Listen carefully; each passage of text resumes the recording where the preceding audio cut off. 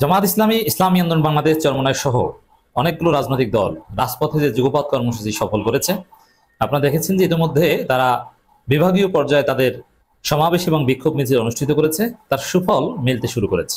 এর মানে এই কর্মসূচি সফল, যে উদ্দেশ্যে এই কর্মসূচি পালন করা হচ্ছে সেই কর্মসূচি সফল। আমি খেয়াল করলাম যে রাজপথের এই কর্মসূচিতে জামাত নেতারা ঘাট তারা টাইপের কথা বলছে। হ্যাঁ, রাজপথে মিউ মিউ করার জায়গা না।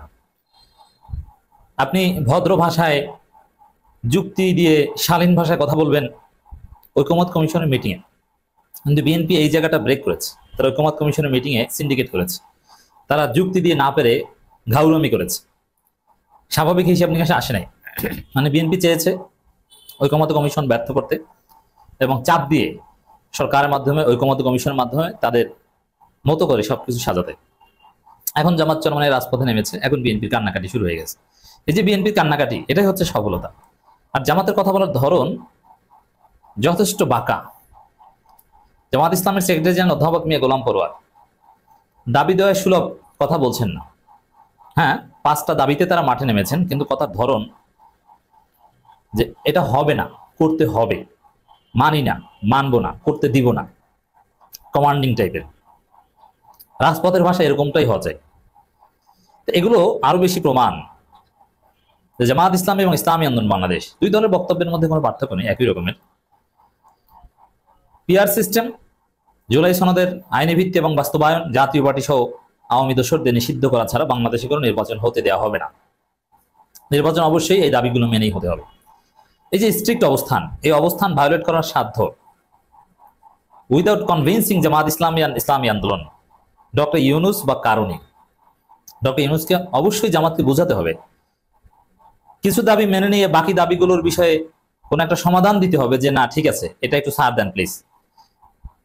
যখন জামাত চরমনাই বলবে যে ঠিক আছে আমরা এই দাবিটা ছাড় দিলাম, বাকিগুলো যেহেতু মেনে নিয়েছে, তখনই নির্বাচন হবে, তার বাইরে নির্বাচন হবে না। রাজপথের এই কর্মসূচির মাধ্যমে এই পরিস্থিতিটা অ্যাটলিস্ট তৈরি হয়েছে।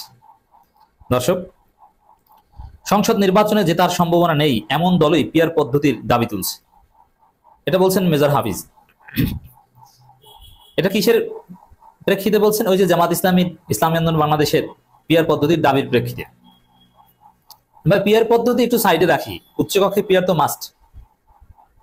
জুলাই সনদের আইনি ভিত্তি, জুলাই সনদ বাস্তবায়ন, যেটা সংবিধানে হাত দেওয়া, আপনাদের আসল কান্নাকাটি তো ওই জায়গায়, ওটা তো বলতে পারেন না। তাহলে তো জনগণ জুলাই বিরোধী শক্তি হিসেবে আপনাদেরকে ধরে পিটাবে। এ কারণে জুলাইয়ের বিরোধিতা প্রকাশ্যে করতে না পারলে ইনিয়ে বিনিয়ে করেন আর পিয়ার বিষয়টা সামনে আনছেন। আসলে আপনাদের আপত্তির জায়গা তো জুলাই সনদ, সেটা কেন বলেন না? আর দ্বিতীয় কথা হচ্ছে, এই যে কথা জামাত চরমনাই রাজপথের কর্মসূচির প্রতিক্রিয়ায় মেজর হাফিজের যে বক্তব্য, বিএনপি সাবেক সংস্কারপন্থী নেতা খালেদা জিয়া, তারেক রহমান বিরোধী নেতা, এমনকি এই সর্বশেষ 24 সালে 7 জানুয়ারির আগে যিনি নতুন দল করেছিলেন, নতুন দল যোগ দিয়েছিলেন সাকিব আল হাসান সহ, শেষ পর্যন্ত আবার ফিরে এসেছেন সেই মেজর হাফিজ, যার কোনো নৈতিক ভিত্তি আছে? যে সকালে এক দলে, বিকেলে এক দলে, সকালে তারেক রহমানকে গালি, বিকেলে তারেক রহমানকে আব্বা টাকা, এটা কোনো নৈতিক নেতার কাজ, ব্যক্তিত্ব সম্পন্ন নেতার কাজ না। দিস ইজ মেজর হাফিজ। তা হাফিজ সাহেব বলছেন সংসদ নির্বাচনে জেতার সম্ভাবনা নেই। আচ্ছা, জামাত ইসলামীর জেতার সম্ভাবনা নেই? তারা ডাকসুতে জাকসুতে যেছে কি ফেরেশতা এসে ভোট দিছে নাকি? আপনাদের জেতার সম্ভাবনা নেই। আচ্ছা, আপনাদের যদি এত জেতার সম্ভাবনা থাকেই যে আপনারাই জিতবেন, যারা পিয়ারের দাবি করছে তাদের জেতার সম্ভাবনা নেই, তাহলে পিয়ার মেনে নেন, আপনারাই তো জিতবেন, ভোট তো সব আপনাদের, সংসদে তো আপনারাই মেজরিটি থাকবেন। দোদুল্যমান সংসদ এরকম তো হবে না, সমস্যা কি? আর জেতার সম্ভাবনা নেই, পিয়ারে তো একটা কাট অফ মার্ক থাকবে,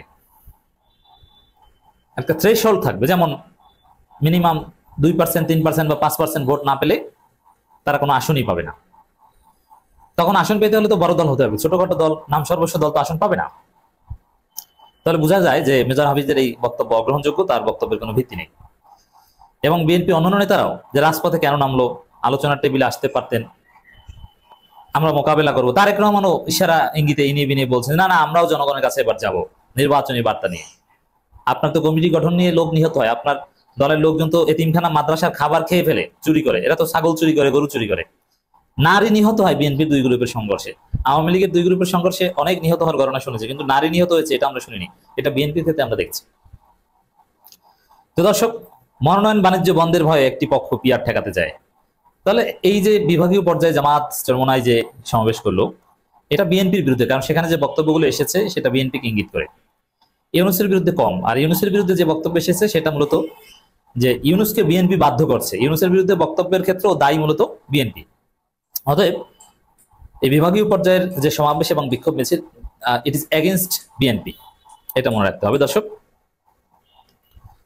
জামাত ইসলামের সেক্রেটারি জেনারেল কঠোর ভাষায় কথা বলেছেন এবং যারা এই আগের মতো কোন আওয়ামী মার্কা নির্বাচন বাংলাদেশে হতে দিব না, হতে পারবে না বা হওয়া উচিত না, এগুলো না, হতে দিব না। যারা আওয়ামী মার্কা নির্বাচন করে মানে বিএনপি আওয়ামী লীগের মতো ক্ষমতা যাওয়ার খায়েশ দেখছেন, ওইসব স্বপ্ন বাংলাদেশে পূরণ হবে না, হতে দিব না। এটা হচ্ছে জামাত এবং চরমোনাইদের বক্তব্যের ভাষ্য। তো এগুলো বিএনপিকে ভাবিয়ে তুলে, চিন্তিত করে, আমাদের স্বপ্ন তো সাকার হয়ে যাচ্ছে। তো বিএনপির যে রিয়াকশন, এটা দেখেই আমরা বুঝতে পারি যে জামাত চরমোনাই রাজপথে নামাটা যৌক্তিক, সময় উপযোগী, টাইমলি অ্যাকশন শুরু, দূরদর্শী সিদ্ধান্ত রাজপথের এই কর্মসূচি। কারণ এটা সুফল দেখতে পাচ্ছি যে বিএনপিতে কান্নাকারি।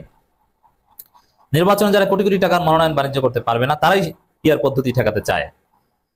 তিনি বলছেন সব দলের প্রতিনিধিত্বের মধ্য দিয়ে একটি অংশীদারির সংসদ হলে তারা কর্তৃত্ববাদী শাসন চালাতে পারবে না। তো বোঝা যায় যে বিএনপি কর্তৃত্ববাদী হতে চায়, যার ফলে তারা চায় যে তারাই যেন ক্ষমতা আসে মনোনয়ন বাণিজ্য করে এবং তারা যেন 240 আসন পায়, যাতে ইচ্ছা মতো সংবিধান সংশোধন করতে পারে, নিজেরা যা বলে সেটা হয়। কিন্তু জামাত বলেছে না, এই যে আপনাদের চিন্তা ভাবনা খায়েশ, এগুলো হতেই দিব না, আমরা এগুলো ঠেকিয়ে দিব এট এনি কস্ট, এগুলো তছনছ করে ফেলবো, আপনারা পারবেনই না। কিসের ইউনূস, কে করবে? অসম্ভব, বাংলাদেশ উল্টে ফেলবো আন্দোলন করে। তো জামাত চরমোনাই আঙ্গুল বাঁকা ঘাটতার কথা, এগুলোতে ইউনূস বিএনপি চিন্তিত, এটাই সুফল। হতাশ এনসিপির একটা ঐতিহাসিক সিদ্ধান্ত। কিন্তু ইন্টারেস্টিংলি এনসিপি রাজনীতি জামাত প্রশ্নে ঘুরপাক খাচ্ছে। এটা বাংলাদেশ 2.0-তে নতুন বাংলাদেশে এটা এনসিপির একটা হীনমন্যতার বহিঃপ্রকাশ এবং তাদের সফলতার পথে অন্তরায়। আমি একটা কথা সবসময় বলি যে I am not voter of NCP, but এনসিপির একজন ওয়েল উইশার্স, এনসিপির শুভাকাঙ্ক্ষী। আমি চাই এনসিপি থাকুক, সফল হোক, প্রয়োজন রয়েছে। এনসিপি ভবিষ্যতে বাংলাদেশে ক্ষমতায় যাক বা যাবে, আই বিলিভ দ্যাট, যা উচিত বলেও মনে করি। কিন্তু I will never vote NCP. আমি ভোটার ব্যক্তিগতভাবে দাঁড়িপাল্লার সমালোচনা করব, কিন্তু ভোটটা দাঁড়িপাল্লা দিব। মানে এত বড় সুশীল না যে আমি কোন দলে ভোটার সেটা বলবো না, এবং আমি এনকারেজ করবো মানুষকে যে দাঁড়িপাল্লায় ভোট দিন। তো দর্শক, এখানে এনসিপি যেটা ভেবেছিল যে জুলাইয়ের পক্ষের শক্তি হিসেবে তাদের জনসমর্থন রয়েছে, বিশেষ করে ঢাকা বিশ্ববিদ্যালয়ে তাদের একক আধিপত্য রয়েছে, এটা তাদের বিশ্বাস ছিল। কিন্তু সেখানে তাদের ভূমিধস পরাজয়ের পর, শিবিরে বিজয়ের পর তারা হতাশ হয়ে পড়েছে। এমনকি এখন এমন অবস্থা যে বিভিন্ন ছাত্র সংসদ নির্বাচনে প্রার্থী দিতে পারছে না, লোক নাই, প্রার্থী দিবে না। এই লজ্জার চাইতে প্রার্থী না দেওয়াই ভালো। চট্টগ্রামে তারা অংশগ্রহণ করছেন, আপনারা দেখছেন। আবার কোথাও কোথাও ছাত্র দলের সাথে জোট করার ব্যর্থ চেষ্টাও চলছে, হোয়াটএভার। তো দর্শক, এই পরিস্থিতিতে এনসিপি সিদ্ধান্ত নিয়েছে যে তারা কারোর সাথে জোটে যাবে না, যুগপৎ জোট কিছুই করবে না। কিন্তু কারোর সাথে বলতে এখানে মৌলিকভাবে সামনে আসে জামাতের সাথে, মানে জামাত ইসলামীর সাথে এনসিপি কোনো জোটে যাবে না, এটা হচ্ছে তাদের প্রাইম ফোকাস। কারোর সাথে অর্থ এটাই যে জামাতের সাথে জোটে যাবো না। তো এনসিপির যে মিটিং গুলো, সাধারণ সভা হোক আর তাদের পলিটিক্যাল উইং এর কোনো প্রোগ্রাম হোক, কোনো অ্যানালিটিক্যাল প্রোগ্রাম হোক, যেখানে যাই হোক না কেন, তাদের ভিতরে আলোচনা জামাত জামাত জামাত। জামাত প্রশ্নে তারা ঘুরপাক খাচ্ছে যে এইখানে জোটে গেলে মানুষ জামাতের সাথে গেলে কি বলবে, আবার জামাতের সাথে যুগপথে গেলে কি বলবে। মানে জামাতকে একটা পলিটিক্যাল পার্টি হিসেবে দেখতে পারে না। জামাতকে হাসিনা যেরকম একটা টেবু হিসেবে দেখিয়েছে, এনসিপি এখন ওইভাবে দেখে। মানুষ আমাদেরকে জামাতের বি টিম ট্যাগ দিবে কিনা। এর অর্থ যে ওই ট্যাগিং এর রাজনীতি, ওটা থেকে তো এনসিপি নিজেরাই বেরিয়ে আসতে পারেনি, তারা হীনমন্যতায় এখনো মওদুদিস পার্টি, মওদুদিস বি টিম, এইসব কথাবার্তা বলে এনসিপির মাস্টার মাইন্ড মাহফুজ আলম। তার মানে এই হীনমন্যতা থেকে বের হয়ে আসতে পারেন, এটা এনসিপির জন্য ব্যর্থতার একটা কারণ হতে পারে। কারণ নতুন বাংলাদেশে জামাত যে কত বড় রিয়ালিটি, এটা এরা দেখে না। এই যে শিবির ঢাকা বিশ্ববিদ্যালয়, জাহাঙ্গীরনগর বিশ্ববিদ্যালয় কি করেছে, এটা দেখে নেই।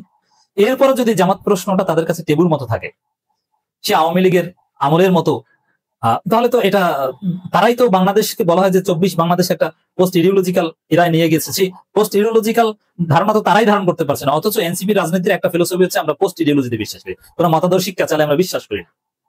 সেই জায়গায় তো তারা যেতে পারেনি। তারা জামাতকে একটা রাজনৈতিক দল হিসেবে দেখবে, বিএনপি একটা দল হিসেবে দেখবে। তারা জামাতের সাথে বিএনপির সাথে সম্পর্কের ক্ষেত্রে লাভ ক্ষতির হিসাবে করবে। কিন্তু জামাতকে জামাত, জামাত হুজুর, এই যে হুজুর বলে নাকশিট কেন, এটা তাদের এটা তাদের থেকে যায়নি, এনসিপি থেকে যায়নি। এটা একটা ভয়ানক চরিত্র। এখনো ওই জামাতের সাথে সম্পর্ক কি বলবে, মানুষ কি বলবে, এই প্রশ্নে ঘুরপাক খাচ্ছে। কোথায় আছে এনসিপি? অথচ এনসিপির নেতারা বেশিরভাগই সাবেক শিবির। এইভাবে এই হীনমন্যতা নিয়ে একটা দল সামনে এগোতে পারবে বলে মনে হচ্ছে। এখানে এনসিপি কোনো জোটে যাচ্ছে না, বেশি করে জামাতের সাথে যাচ্ছে না, এটাও একটা ভুল সিদ্ধান্ত। কিভাবে? আমি বলছি না যে জামাতের সাথে জোটে যাওয়া উচিত, জামাতের সাথে জোটে গেলে তাদের ভালো, বিএনপির সাথে জোটে গেলে তাদের আত্মহত্যা। বিএনপি নিজেরাই তো সিট পাবে না, বিএনপি তাদের সিট দিবে কিভাবে? বিএনপির সাথে গেলে তারা একটা সিটও পাবে না, এক। আর জামাতের সাথে জোটে না গিয়ে যদি ওই মার্জ যে সিস্টেম, মার্জার হওয়া, মানে গণ অধিকার পরিষদ, এনসিপি, এই পার্টি অনেকগুলো দল মিলে এক হওয়া, এটা ভালো, এটা বেটার দেন জামাতের সাথে জোটে যাওয়া। আবার এই এনসিপির ছেলেদের অনেকের যে অধপতন, তাতে তাদেরকে সাথে নিয়ে জামাতের জন্য চলাটাও বিব্রতকর হতে পারে। কিন্তু এনসিপি যে ভুলটা করছে, জামাত যে দাবিগুলোতে মাঠে নেমেছে, ওইটা তো প্রধানত এনসিপির দাবি হওয়ার কথা। এখন হুজুর, জামাত এই নাক সিটকানোতে এনসিপির মৌলিক রাজনীতির জায়গায় এনসিপি ছাড় দিচ্ছে, এটা হচ্ছে তাদের জন্য আত্মঘাতী। কি সেটা? যেমন জুলাই সনদ বাস্তবায়ন হতে হবে, নতুন সংবিধান হতে হবে, জুলাই সনদ ছাড়া আগামী নির্বাচন হবে না, আগামী নির্বাচন হতে হবে জুলাই সনদের ভিত্তিতে। পিআর সিস্টেমটা আমি বাদ দিলাম, ওটা একটা বার্গেনিং টুল হিসেবে রাখলাম, মিনিমাম জুলাই সনদ। এবং জাতীয় পার্টি সহ 14 দল নিষিদ্ধ করে, এটা এনসিপির একদম ফান্ডামেন্টাল রাজনীতি।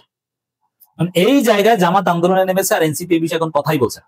অথচ এনসিপির বাঁচা মরার সাথে সম্পর্ক জাতীয় পার্টি সহ 14 দল নিষিদ্ধ করা না করার বিষয়। নতুন সংবিধানের সাথেও এনসিপির বাঁচা মরার সম্পর্ক। নতুন সংবিধান হতে হবে, জুলাই সনদ হতে হবে, নইলে এনসিপি কে মেরে ফেলবে এক পর্যায়ে। এখন এই মৌলিক জায়গায় তারা জামাতের সাথে আন্দোলন করলো না। আচ্ছা, যুগপৎ আন্দোলন করা মানে কি জোট? 23 সালে তো জামাত বিএনপি যুগপৎ করেছে, মানে কি তারা জোট? না। জামাতের সাথে মিলে জুলাই সনদ বাস্তবায়ন, এনসিপি একাকি জুলাই সনদ আদায় করতে পারবে? জাতীয় পার্টি নিষিদ্ধ করতে পারবে না। আওয়ামী লীগ নিষিদ্ধের আন্দোলন কি জামাতকে ছাড়া, এনসিপি চরমনাইকে ছাড়া এনসিপি জমাতে পেরেছিল? পারেনি। জামাত চরমনাই লোক সাপ্লাই দিয়ে আওয়ামী লীগ নিষিদ্ধ হয়েছিল।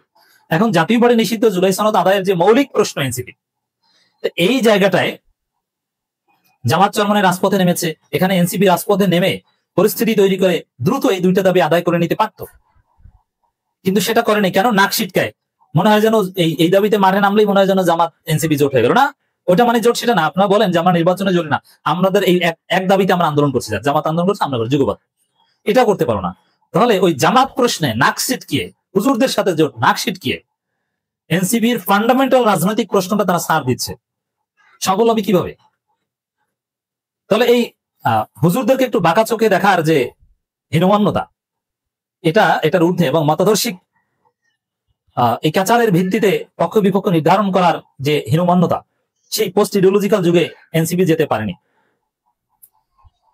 7 দফা দাবিতে জামাত ইসলামী দলগুলোর যুগপৎ আন্দোলনের সঙ্গে জাতীয় নাগরিক পার্টি নেই মন্তব্য করে দলের আহ্বায়ক নাহিদ ইসলাম বলেন, বড় রাজনৈতিক দলগুলোর সঙ্গে এই মুহূর্তে জোট। আরে ভাই, 7 দফা আন্দোলন কি জোট?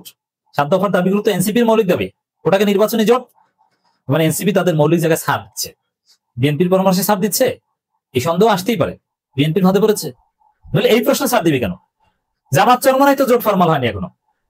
যে আসলে জামাতের প্রার্থী শক্তিশালী, ওই আসলে চরমনাই শক্তিশালী ভাবে নির্বাচনী প্রচারণা চালাচ্ছে। স্বতন্ত্র রাজনৈতিক উদ্দেশ্য নিয়ে এগোবে এনসিপি। মানে এই একটু বেশি নিরপেক্ষ, বেশি আলাদা শাস্তি যেটা তাদের জন্য আদায় করা জরুরি, ওই জায়গাটা ছাড় দিচ্ছে, এটা ক্ষতিকর। জুলাই সনদে আইনি ভিত্তির জন্য গণপরিষদ নির্বাচনের বিকল্প নেই বলে মন্তব্য। এখন এই যে জুলাই সনদে আইনি ভিত্তি, আবার জাতীয় পার্টি নিষিদ্ধ, এটা কি এনসিপি একা আদায় করতে পারবে? সেই সক্ষমতা আছে? অতএব এনসিপি জামাতের সাথে জোটে যাক না যাক, এই আন্দোলনে না যে একটা ভুল করে, এটা একটা বিএনপির ফাঁদ বলে আমরা মনে করি। এবং ওই যে হুজুর প্রশ্ন, জামাত প্রশ্নে ঘুরপাক খাওয়ার রাজনীতির চাপে তারা পড়েছে, এটা তাদের জন্য ক্ষতিকর।